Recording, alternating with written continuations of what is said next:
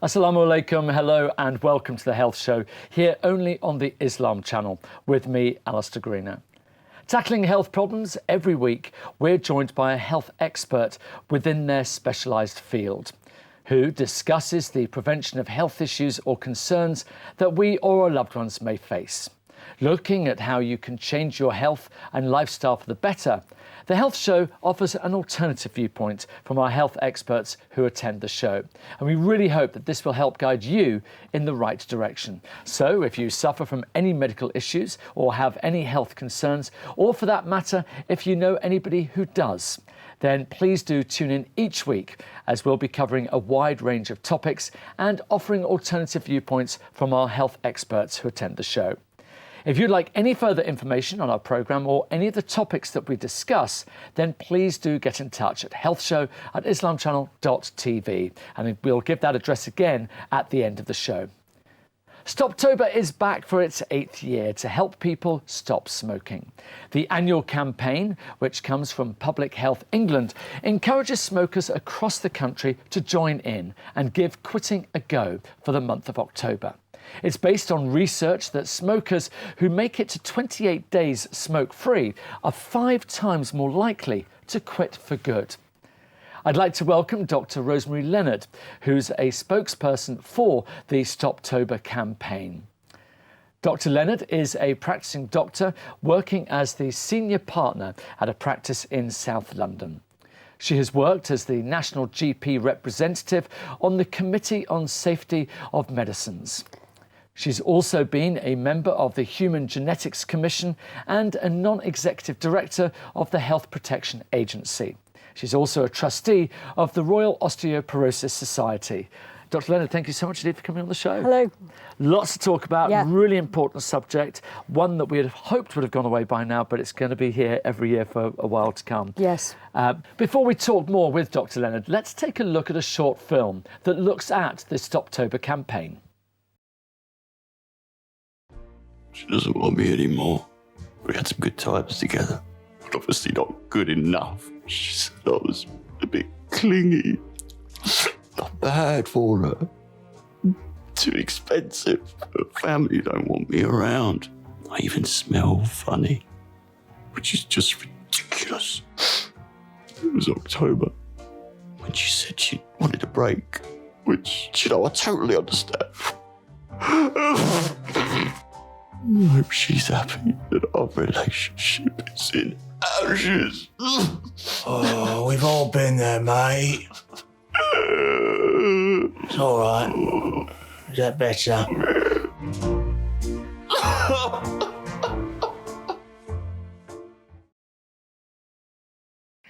It's quite a different campaign to the ones that we've seen before, taking a slightly wry look at the whole campaign. What made them come up with this viewpoint, making it a bit different?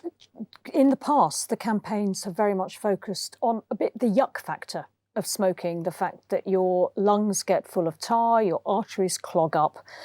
And it was decided, let's take a different approach this year and make it all about the relationship between you and the cigarette, and that you're actually breaking up that relationship. You're saying no to the cigarette, don't want you anymore, I'm chucking you. And that, a different approach. And again, it's always good to have something a little bit different because it grabs people's attention. And we all know, I think now we're in 2019, soon 2020, we sort of all know now that smoking isn't good for us. Yet people are still doing it. What's going wrong? What is it that's not getting through to people? One of the problems about smoking is that cigarette smoke contains nicotine, and nicotine is highly, highly addictive. It's way more addictive than heroin.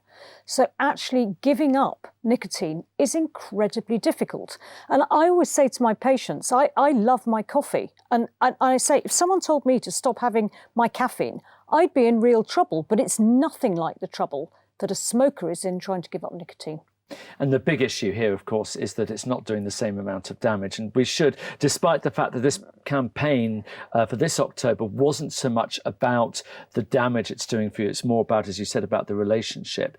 But we do need to remember how damaging cigarette smoking is. Almost every show that we do here on The Health Show is always about the damage that smoking does. And it seems to be related to almost every part of the body. Yeah, I mean, where to start with the damage with smoking? I think if you look at it in the cardiovascular disease, it clogs up your arteries, which means you're more at risk of a heart attack or a stroke. And the other thing it does is it blocks the little tiny blood capillaries, the tiny blood vessels in your skin. And I can normally tell when someone comes into the room whether they've been a smoker or not by the tiny lines that they've got around their mouth. I mean, it's a real giveaway, and they have a grey dullness. So there's a cosmetic side to it as well.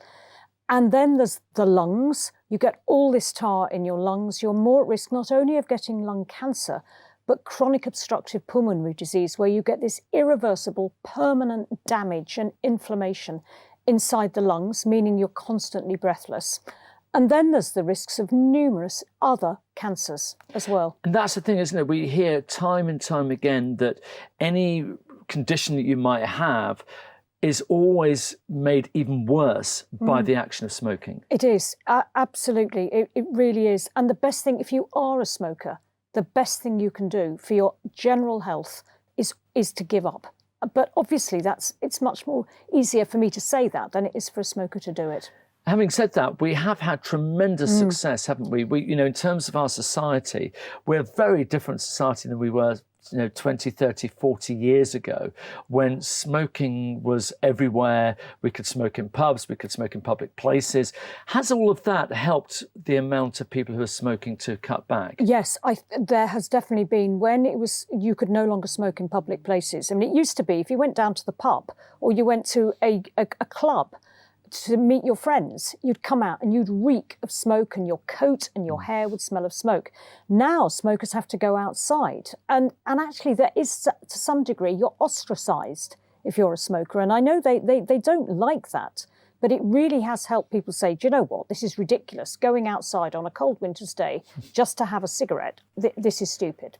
And it's interesting you say that, because the amount of people have been put off, by that whole thing of having to go out and being in the little shed at the back of the, wherever it happens to be at work or wherever. And also the amount of people who actually even smoke in their own houses seems to have reduced. Even if people do smoke, they don't want to effectively contaminate the house. I know of hardly any smokers who say, yeah, I absolutely want to carry on smoking. I really don't mind. Nearly all smokers are desperate to give up smoking. They know it's harmful. And certainly parents, if they smoke, their children are very savvy about the dangers of smoking. Often the children will get at their parents about their smoking, and the parents have to go outside to smoke. And their children, even young children, will say, don't do that near me. And of course, they pick up on all of that. The other thing about this campaign, you do it every year, and it's a continual, attempt by doctors like yourself and GPs to help people stop smoking. What is it about this time of year that you feel that really helps or gives that extra impetus? You can give up smoking at any time, but we know if you do it with help and with the support of others, you are much more likely to be able to successfully quit. So running a campaign where you're saying, right, we're doing this all together, everyone's trying to do it, you tell your friends, you tell your colleagues at work, I'm joining this, I'm going to give up smoking this month. And there's a lot of stop smoking help aids out there. So you can Google or check for smoke-free online, or you can go to the Stoptober campaign, you can get apps, and doing it with help, you are much more likely to be successful. And let's do a little bit of myth busting here as well, because people have different views about cigarettes. So let's first of all start talking about the lower tar cigarettes, the having filters and things like that. How much effect does all of that have on your ability to protect yourself? Definitely, the lower the tar, the better. The less you inhale, the better. Filters all help. But let's not kid ourselves. Even if you are smoking a low tar cigarette with a filter, you are still inhaling tar and carcinogens into your body. And it's doing you damage. Every cigarette you smoke is damaging. The other thing we find a lot within our community who watch this show, of course, shisha are very, very popular. How about them? Well, it's interesting because there's no filters on shisha. The substance you're burning contains tobacco. Also with a cigarette, you take one drag and you put it down and take another drag. And it's a short session. With shisha, the sessions can last up to an hour.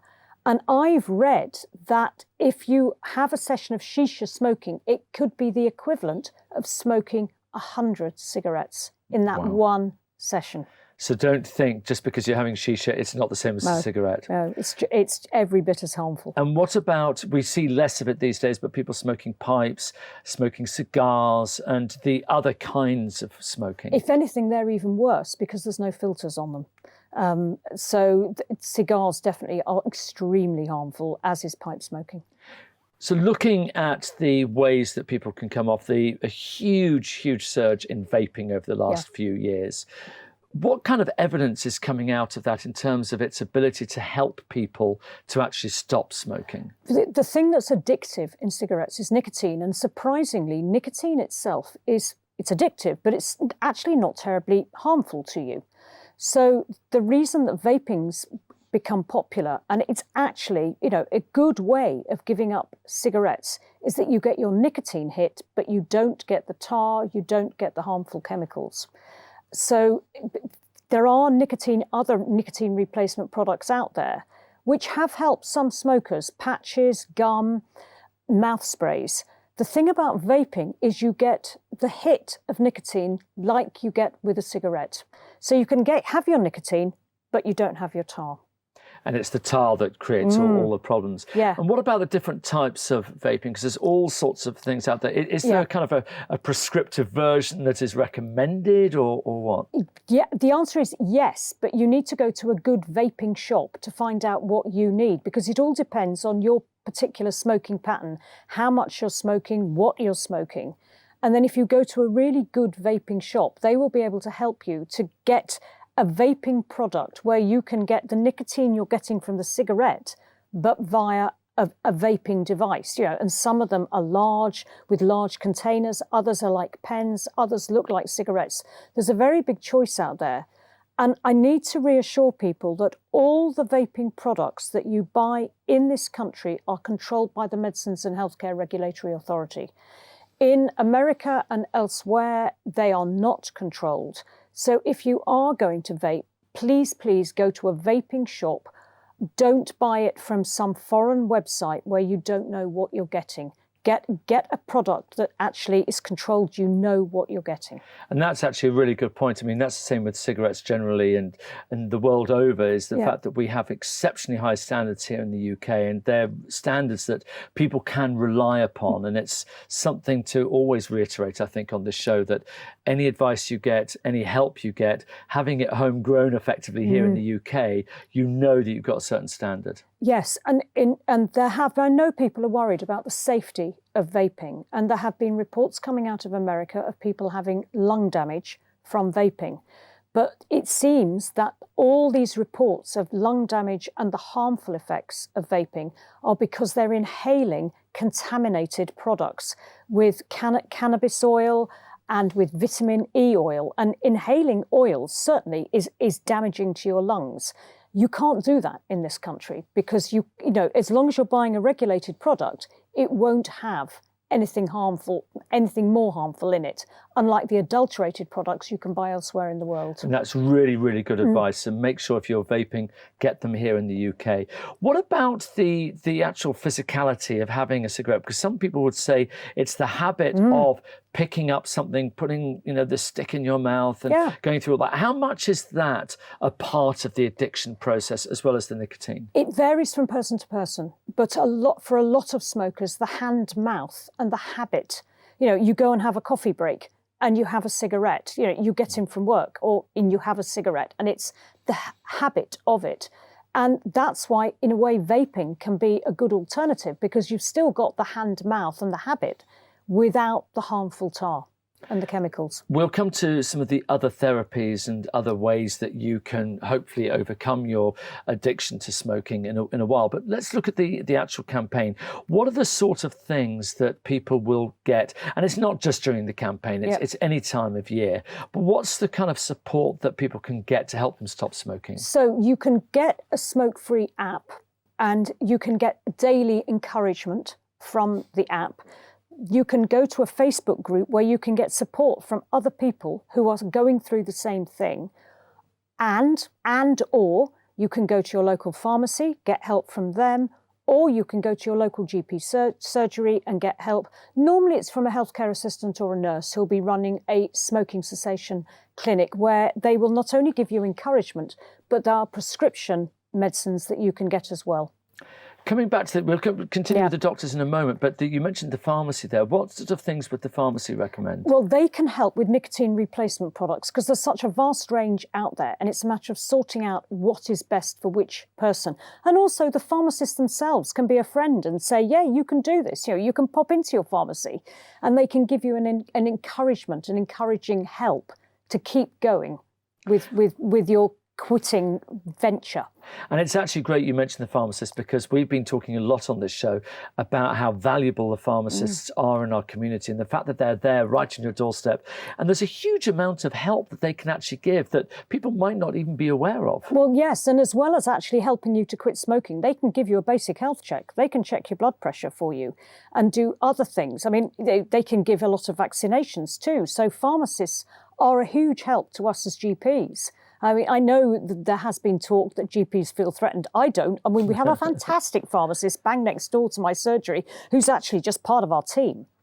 And that, again, as you say, it becomes really valuable so that then you as a GP can really get to the sort of, you know, some of the bigger issues maybe, rather than just the coughs and colds. But talking about coughs and colds, this time of year, it's very cold and people tend to have more of these coughs and colds. What are the effects of smoking on that? Well, inside our lungs, we all have little hairs that act as self-cleaning mechanisms. And if you breathe in bugs or pollution or anything else, these hairs help clean it out. It's the lung self-cleaning mechanism.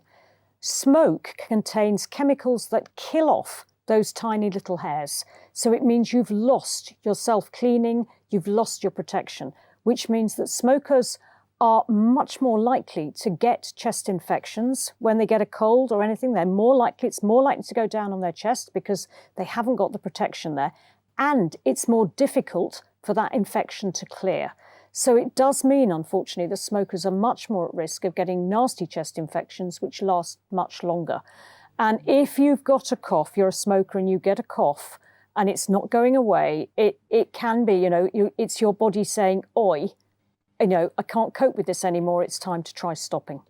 And maybe the autumn and winter is a good time of year to stop because you're going to be that much more susceptible to these bugs. And people just don't realise, do they, the wide range of negative effects smoking has on the body. The fact that everything from coughs and colds, you mentioned, your skin. And all of those things, it's just so wide, isn't it? Yes. I mean, if you're a smoker and you cut your shin, which is a bad place to heal anyway, it's going to take far, far longer for it to heal if you are a smoker. You're more at risk of getting problems inside your mouth. You're more at risk of getting stained teeth, stained hands. The list just goes on and on.